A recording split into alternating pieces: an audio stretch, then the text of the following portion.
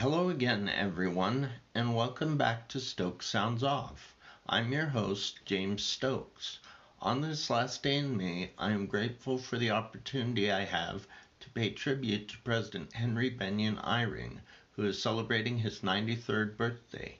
Hal, as he is affectionately known by those close to him, was born in Princeton, New Jersey in 1933 on this day to well-known physicist Henry Eyring and Mildred Benyon. His father's sister Camilla Eyring married Spencer W. Kimball, while his father's first cousin was Marion G. Romney. Hal was generally a very good student. He recounted an experience where his father was helping to explain a scientific concept to him. When Hal still had trouble understanding the material, his father asked him whether or not he wanted to become a scientist. When Hal said he didn't, his father merely asked him what he thought about when he had nothing else to consider, and he told him he should pursue that subject. This led young Hal to an eventual career as an educator and academic administrator. His family would later relocate from New Jersey to Salt Lake City, Utah. Although he did not serve a full-time mission, he was an active member of the U.S. Air Force and was stationed in New Mexico, where he served as a liaison between military officers and scientists, in which capacity he was responsible for analyzing data from tests done on nuclear weapons. Prior to his military service, he had earned a degree in physics from the University of Utah. He also studied at Harvard, where he eventually earned both master's and doctoral degrees in business administration. While he was highly sought after by business owners who admired his analytical work, he chose to continue to pursue his education.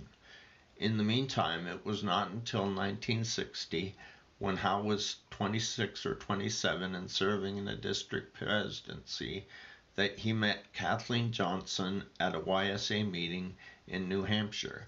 She was born in Palo Alto, California, and had studied at Stanford before coming to Harvard.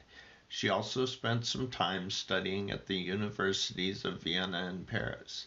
Because Hal was serving as a counselor in the district presidency, his district president, Wilbur Cox, adjusted his assignments to accommodate his desire to date Kathleen. Much of their dating relationship was built through long-distance communication or travel, with Kathleen making several cross-country trips prior to their engagement in the early months of 1961.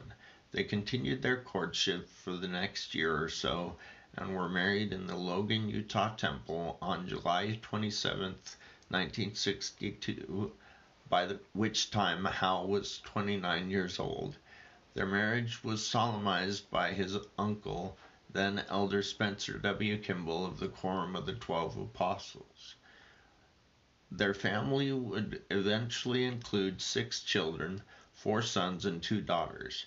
2 of their sons are Henry J. Eyring, who was also a distinguished educator, and Matthew J. Eyring, who was the Chief Strategy Innovation Officer with Vivint, a company specializing in home automation. Both Henry J. and Matthew served for a time as Area 70s in the church, and, as we know, Matthew was one of the 8 new General Authority 70s sustained last month in General Conference. Hal eventually became a professor at Stanford University. He continued his career as an associate professor at the Stanford School of Business for 9 years between 1962 and 1981, and went on to be a Sloan visiting faculty fellow at MIT, during which time he also took courses in human behavior. Sometime between late 1970 and early 1971, his wife asked him if he shouldn't be studying with Neil A. Maxwell, who was serving at that time as the Commissioner of Church Education. After considering her question and following a lot of reflection, Hal accepted an offer to become president of what was then Ricks College.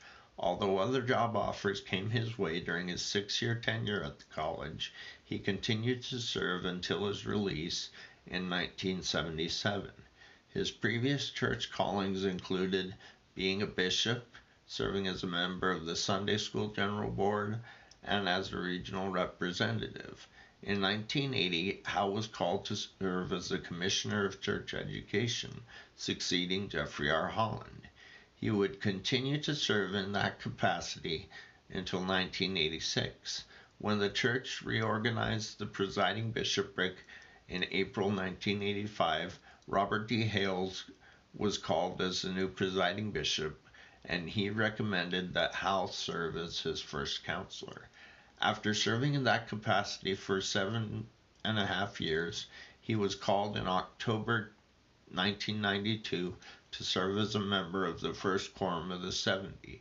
When he began his new assignment, he was called for a second time to serve as the Commissioner of Church Education, an assignment which he would continue until 2004. While Howe continued that service, Church President Howard W. Hunter passed away. Following the subsequent reorganization of the First Presidency in March 1995, new church president Gordon B. Hinckley called Elder Eyring to the Quorum of the 12 Apostles. He continued to serve as Commissioner of Church Education. 12.5 years later, following the death of President James E. Faust, who had served as second counselor to President Hinckley, Elder Eyring was invited to join Presidents Hinckley and Thomas S. Monson in the First Presidency. The way that came about is an interesting story. Elder Eyring had taken the phone call from President Hinckley and had heard his invitation to join the First Presidency, but because he had occasionally taken calls on the church phone system that were meant for some of his apostolic colleagues, he asked President Hinckley if he was sure he was talking to the right person. "This is Hal Eyring," he said. President Hinckley quickly responded, "I know who this is." Thus it was that the first apostle appointed during President Hinckley's prophetic administration was called to serve in the First Presidency for an almost 4-month period prior to President Hinckley's passing. When the First Presidency was reorganized, new church president Thomas S. Monson called President Eyring to continue serving in the First Presidency, this time as his first counselor. While in that capacity, President Eyring dedicated 8 temples: San Salvador, El Salvador, Gilbert, Arizona, Payson, Utah, Indianapolis, Indiana, Philadelphia, Pennsylvania, for which he also had presided at the groundbreaking, Hartford, Connecticut, Paris, France, and Cedar City, Utah. The dedication of the Gilbert, Arizona temple was an interesting anomaly. Although President Monson presided at all 3 sessions, he requested that President Eyring read the prayer during the first session. So that was one recent example of how the dedication duties were shared among 2 apostles. President Eyring also rededicated 7 temples: Ogden, Utah, Buenos Aires, Argentina, Mexico City, Mexico, Montreal, Quebec, Suva, Fiji, Idaho Falls, Idaho, and Jordan River, Utah. The Ogden, Utah temple rededication is another interesting case. President Eyring conducted all 3 sessions and presided at the final 2 sessions, in which he also offered the dedicatory prayer, with President Monson having presided at and offered the dedicatory prayer in the first session. As we also know, roughly 9 years ago, on May 23, 2017, the church announced that President Monson would be stepping back from an active role in the day-to-day administration of the church. Following the release of that statement, Presidents Eyring and Dieter F. Uchtdorf assumed oversight of all decisions except for those requiring the specific prophetic approval. Following President Monson's death on January 2nd, 2018, the first presidency was reorganized on January 14th, at which time President Eyring was called to continue his service in the first presidency, serving as second counselor for a second time. He worked with Church President Russell M. Nelson and his first counselor, President Alan H. Oaks. Because President Eyring has a familial connection to both Presidents Spencer W. Kimball and Marion G. Romney, who were both involved in the 1991 dedication of the Jordan River, Utah temple, President Nelson asked President Eyring to preside over that temple's rededication on May 20th, 2018. As noted in an earlier post on my blog, President Eyring drew heavily on the original dedicatory prayer composing the dedicatory prayer for that temple.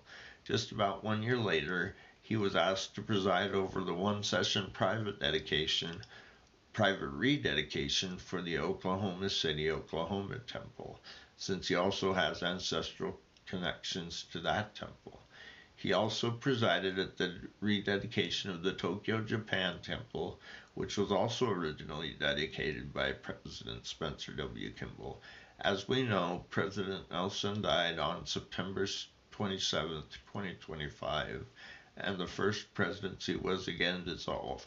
When it was reorganized, Hal was called for a fourth time as a counselor, serving alongside new church president Alan H. Oaks and second counselor D. Todd Christofferson. For the last several years, President Eyring's health has seemed to be in decline, as evidenced by the fact that he has periodically not been present when the first presidency has met with dignitaries at church headquarters, and by the fact that while speaking and conducting sessions of General Conference, he has been seated and wheeled to and from his seat. But following his most recent setting apart as first counselor to President Oaks, and further, when he was also formally set apart as the president of the Quorum of the 12 Apostles, the blessings he was given both times have appeared to cause his health to rally. He has been seen at all major meetings, and during the most recent General Conference, he walked to and from his seat, although a wheelchair was nearby in case he needed it. So whatever was said as he was set apart the last two times has changed some things, even though he's still seated while speaking in or conducting General Conference sessions. Despite what I felt as he spoke in General Conference a year or two ago, which was that he might not live too much longer, he is still alive and actively serving to the best of his ability. His lifelong dedication to education and his decades of committed church service is an inspiration to all. I had the opportunity to attend a state conference around 25 years or so ago, over which then Elder Eyring presided. His message to us at that time focused on unity. It is a message that he has since shared repeatedly in several General Conference addresses, a focus that has since been adopted by the last 2 or 3 first presidencies, which with multiple efforts underway to unify the church on a global scale and to streamline and standardize practices, policies, and procedures. That message of unity was particularly poignant during the October 2017 General Conference, when he, as first counselor to the ailing President Monson, served as the de facto presiding authority over General Conference. His talks at that time highlighted the important concept that the Lord is at the helm of his work, and that regardless of the health of his chosen prophet, the Lord continues to move the work forward. To date, President Eyring has given a total of 123 addresses in General Conference. Of those, 5 were given during his years in the presiding bishopric, including his first, for unknown reasons, which is not in the main repository page where his other talks can be found, with 25 others given during his 12.5 years in the Quorum of the 12 Apostles, and the remaining 93 since he was first called to the first presidency in October 2007. During his apostolic tenure thus far, he has served as a counselor to 4 church presidents. He is second in seniority and age in the first presidency, and also second in overall apostolic age and seniority. Among his fellow apostles, President Eyring has been one who has clearly shown when the feeling behind the message he has given during each General Conference has had a direct impact on him. We are blessed to see how deeply he wants to convey such ideas, thoughts, and feelings to each of us. I am grateful for the life, ministry, and service of this amazing man, whom I sustain with all my heart, and for the opportunity I have had in this small way to pay tribute to him on this day as he celebrates his 93rd birthday. I invite you all to stay tuned here for my coverage of the latest updates from the Church News, the Newsroom, and the Church of Jesus Christ Temple sites. I'll be sure to pass word of those developments along to you all as soon as I can after I learn about them. In the meantime, that does it for now. All comments are, as always, welcome and appreciated on any video or short at any time, as long as all such feedback is made in accordance with the established guidelines. I hope any of you who would like to say anything will take your opportunity to sound off in the comment section below. If you like what you watched here and would like to stay informed of newly added videos and shorts, please consider subscribing to receive the applicable updates. Thank you for the privilege of your time. Until next time, I wish you all the best and pray that the Lord will bless you all in everything you do.